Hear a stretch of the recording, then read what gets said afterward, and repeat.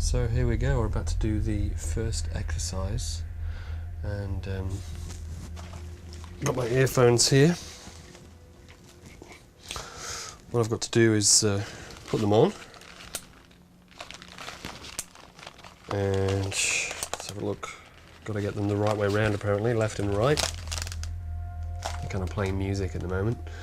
So put these on and press my little button to let the control room know I'm ready, and off we go. See what happens.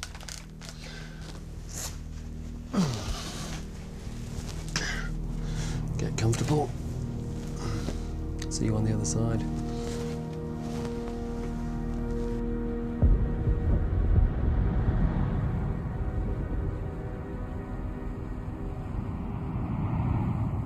I mean, it starts simple enough. It's dark, and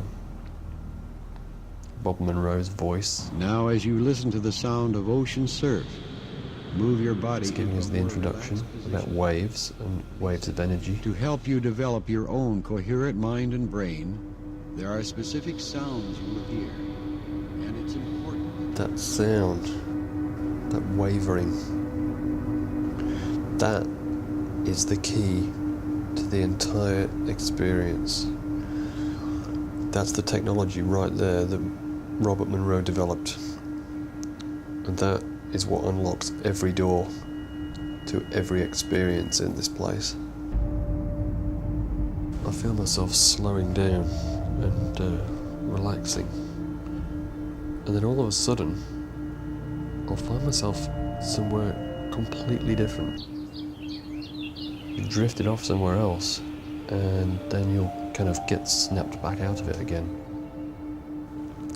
There's definitely two sides to the experience. There's the thoughts going through your head, which in this environment seem far more fluid than usual.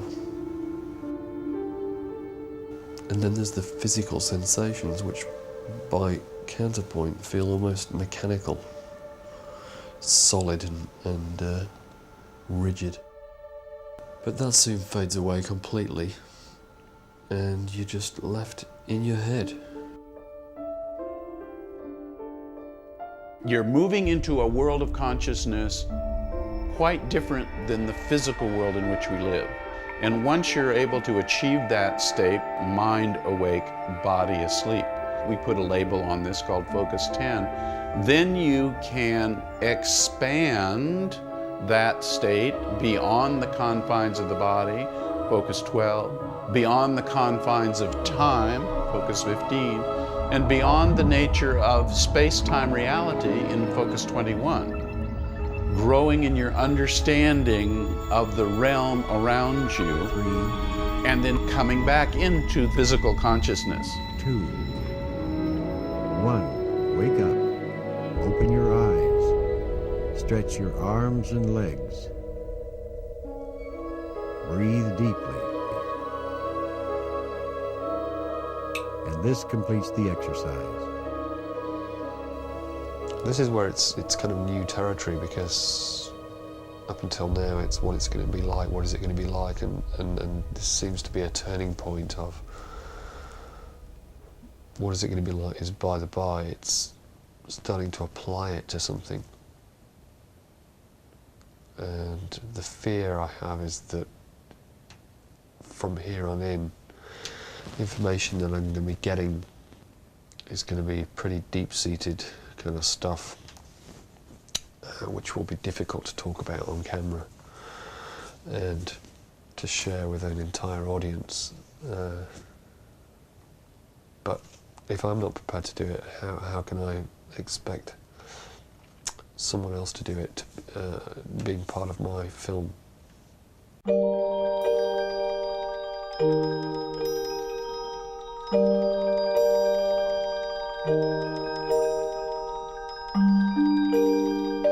I'm starting to get a feeling that the way to get the most out of this new point of view can only come from me, which is it's pretty confronting.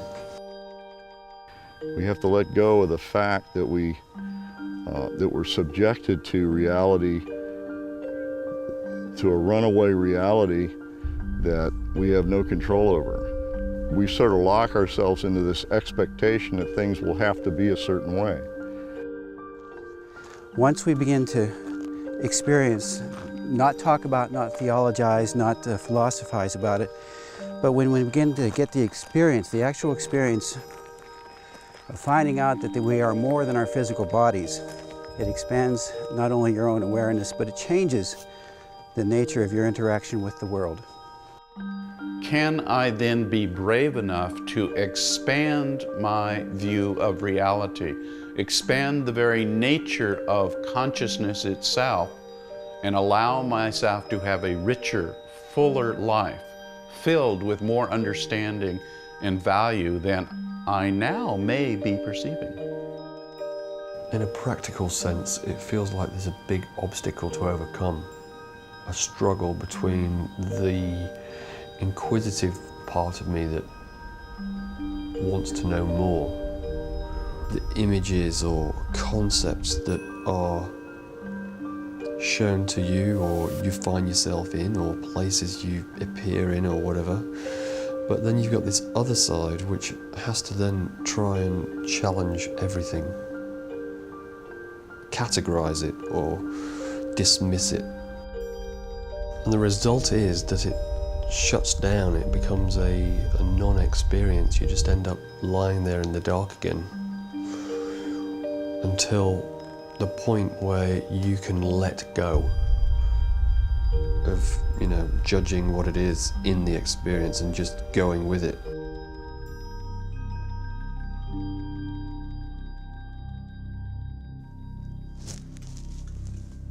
I've just had a really long exercise in Focus 10, 12, 15 and 21. I had an experience which just seemed to tie everything together. Well, the reason why I'm here. The filmmaker and the film versus being able to switch that off and just being a participant. But then this other side which I've discovered this week, which is Martin Taylor, me. And beyond all of that, these three elements of myself,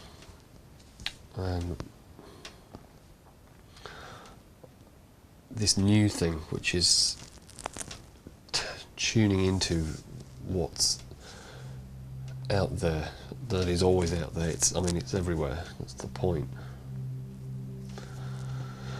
So I'm going to try and describe what I've just experienced, and bear with me because it's going to be difficult.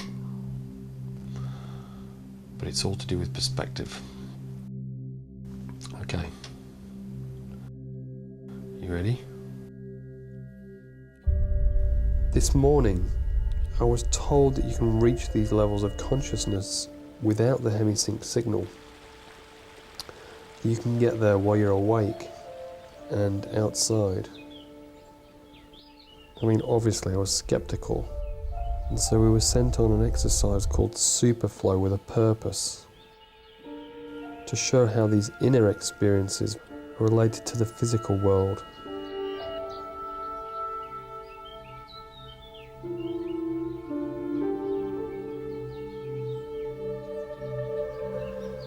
So far so good, nothing out of the ordinary, and picked a good spot to stand and get into the zone. It wasn't until I closed my eyes and started doing the breathing exercises we've been taught, and the resonant tuning to kind of build up energy, that I noticed something was different. I was sure I could hear the wavering sound, the hemisync sound. We've been taught a mental trigger to shift into this expanded awareness of Focus 12. Took one last big breath and opened my eyes, and the whole scene in front of me just burst into super saturated colour. I remember at the Fallen Oak before I did the course, it seems to be a we can get you there, you walk through the door kind of thing. How do I explain it? It was like the present and the future all happening at the same time. I could do anything because it was all about to happen anyway. And of all the things I could have seen, the first thing I came across seemed to have everything to do with this experience. This was the first of all these little parallels that started to build up. This new point of view, these answers that I'm searching for are there all the time, but maybe I'm not looking in the right way. It was an utterly tangible and compounding kind of feeling. That looking in a different way, this new kind of perspective, was the entire theme for the experiences I was having, and the answer to how I show people's experience in a film. Do it from their point of view, just like this was my point of view, my experience.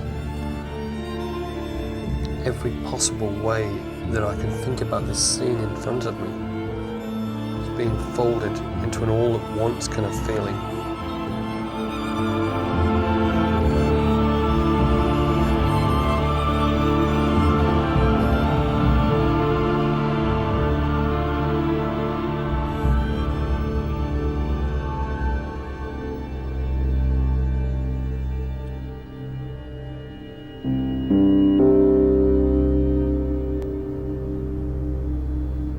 Unequivocally, no one knows you better than you know you.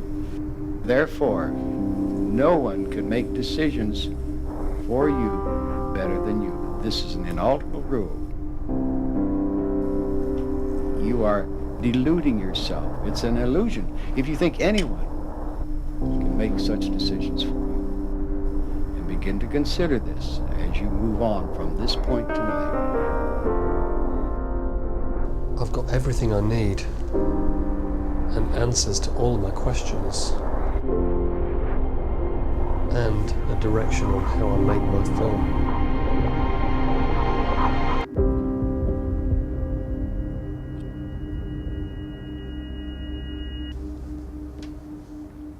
I need to write this down.